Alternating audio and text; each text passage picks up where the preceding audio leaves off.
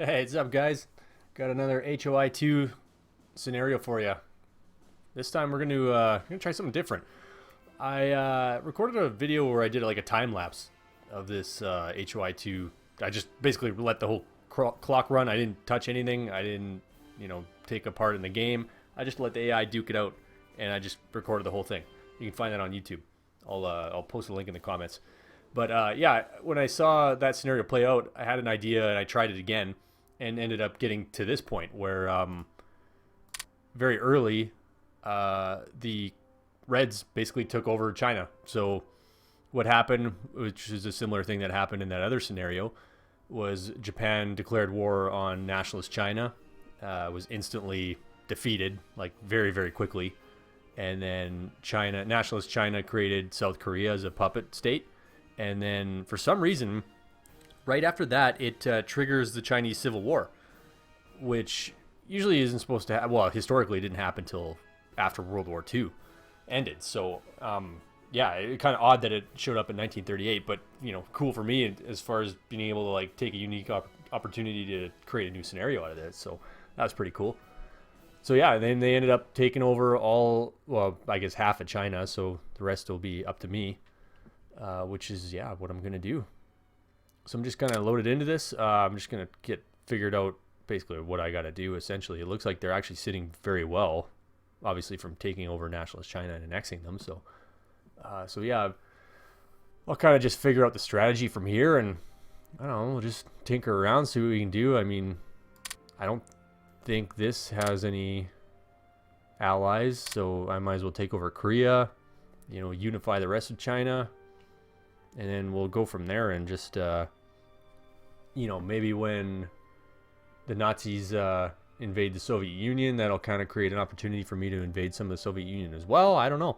Or maybe I want to take the other route and invade Japan if I can.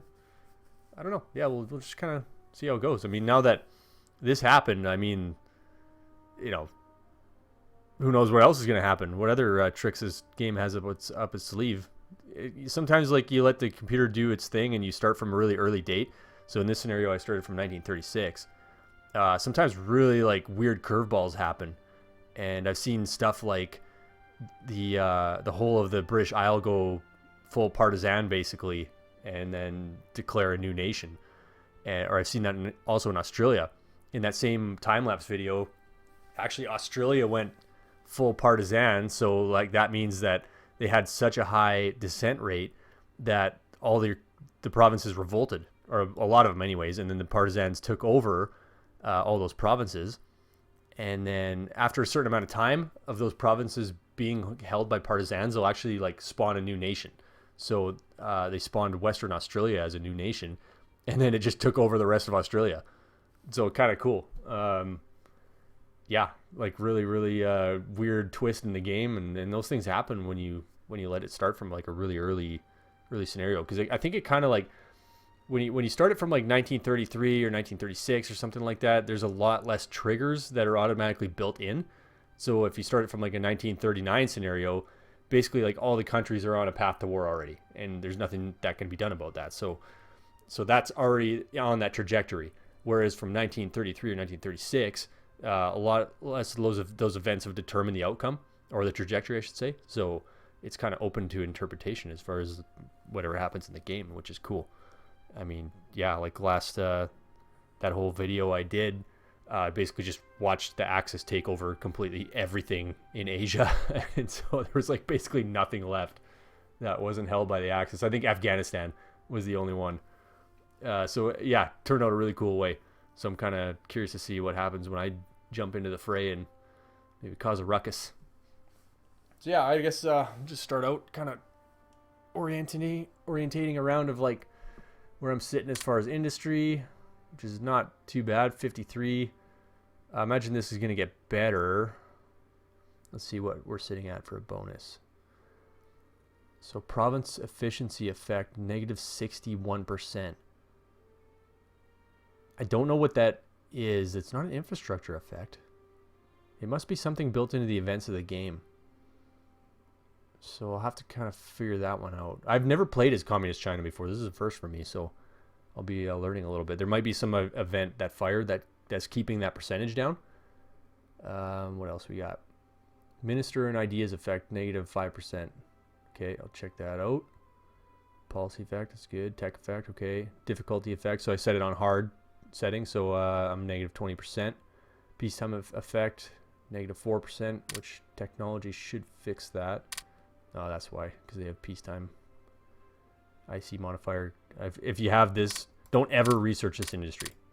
This one's a shit one. Do the wartime, because peacetime that lowers your modifier, so you get a -3% penalty, whereas if you do the wartime, peacetime IC modifier changed by +18%. So it's really good. So you want to always go for that one, and it gives you a better efficiency total. But it comes at, you have, I think, what does the peacetime one give you? It's better. Oh yeah, it's better. Better for building infrastructure, air bases, all that stuff. Which is, I don't know. To me, it's not worth it. The wartime one's much better. So what's my research modifier at? Holy shit, 227%, which is good. That means my research speed is like probably double what the rest of the nations are, which will help, considering I only have 3 tech teams. But that could change, because I mean the AI just took over nationalist China. So yeah, already there you go. Industrial or current industrial capacity of the province, 0.79 out of 2.87. So I still got a lot of recovery to do here. So this number is going to go up. Judging from this, I might end up, I don't know, 40% more, or maybe that's even what that province efficiency effect is. So maybe I'm going to get another 65 IC. So that'll put me at like 110 around there. So that's good. So that'll probably, I think in theory, it'll give me 5 tech teams. So hells yeah. And I mean, I'm going to take over these places. I've turned on in the difficulty settings the full IC takeover. So any country that anybody occupies, they'll get the full industry out of it, rather than the fraction of what you usually get. So that'll be interesting for like Germany taking over Poland. It'll make them quite stronger. Same for me taking over these countries, but obviously to a lesser effect, because you look at Poland, they got 49 IC. So that's quite an increase for Germany. Whereas for me, I'm not really getting too much more. So in the long run, it's going to be kind of key for me to be able to see some of these Soviet territories. I mean, if we click here, yeah, right here, 4, 8 between the two, another 10, another 6, another 6 here. Like if I can capture those provinces, it'll help me out a lot. Okay, so let's check out what we got here. Building a whole whack of mountain infantry, eh? So these are already under progress. So I'll leave them alone for now. This one's pretty new, actually. 1.2% complete. I could think about ditching that one, because actually it's not even going to be making any progress anyway. So let's cancel that one.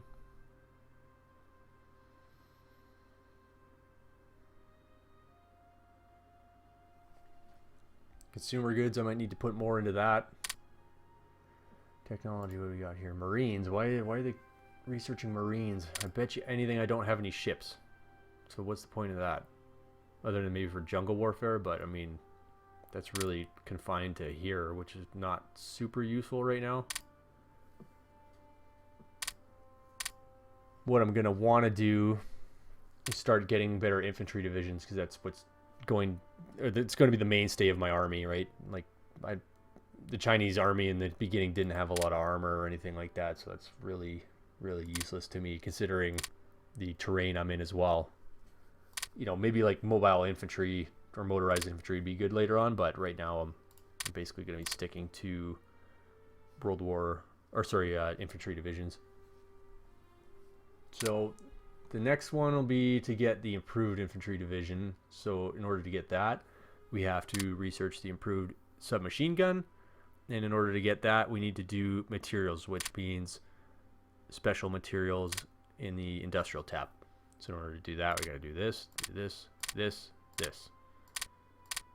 and that. So we got a little ways to go here. But my next one I'll be doing this, because I mean this gives me another 4% for peacetime IC modifier, and another 3% for industry. So I want to be trying to get that industry built up so I can, build some more units. Probably start working eventually on tactical air support and fighters. Trying to get some of those researched. Fleets and stuff, I don't really need that right now, so it's not a priority. Yeah, basically, I think the priority rank will be industry, and then when I can finally get it, infantry, and then air support for now.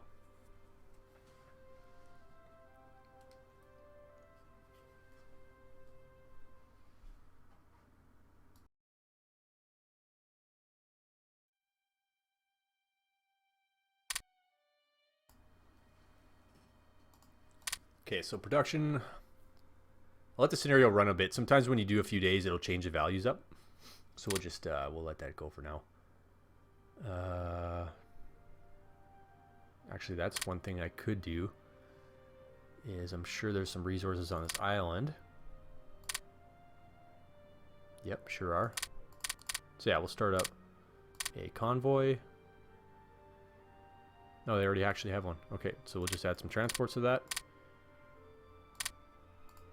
And good to go. Ordos and Yanbian.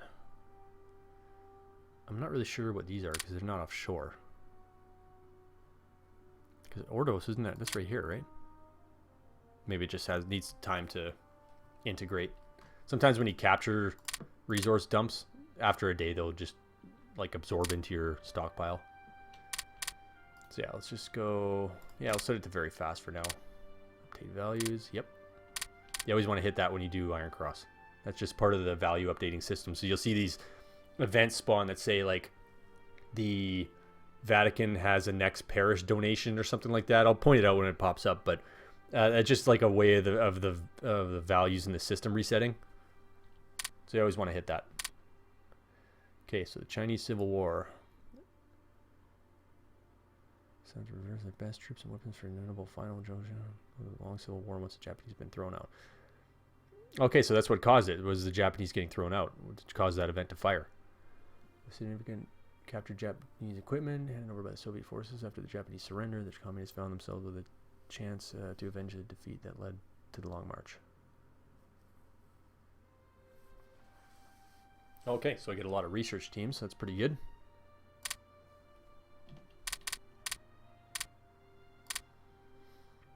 Okay, so industry now. What are we looking here?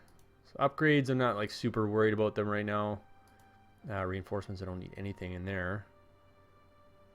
So I'm kind of bleeding supplies right now and money, so I kind of want to fix that.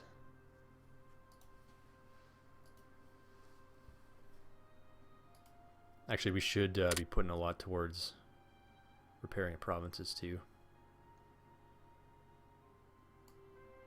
Get those all up to speed as soon as possible. Okay, let's just keep a tiny bit in upgrades, but other than that, don't really need them. And then I'll put production over to consumer goods. Let's try that.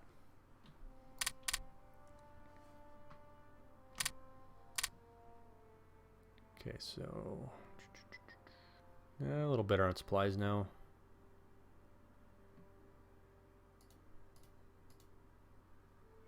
I got a lot of money actually. I can afford to bleed some for a little while, so let's just keep that like that.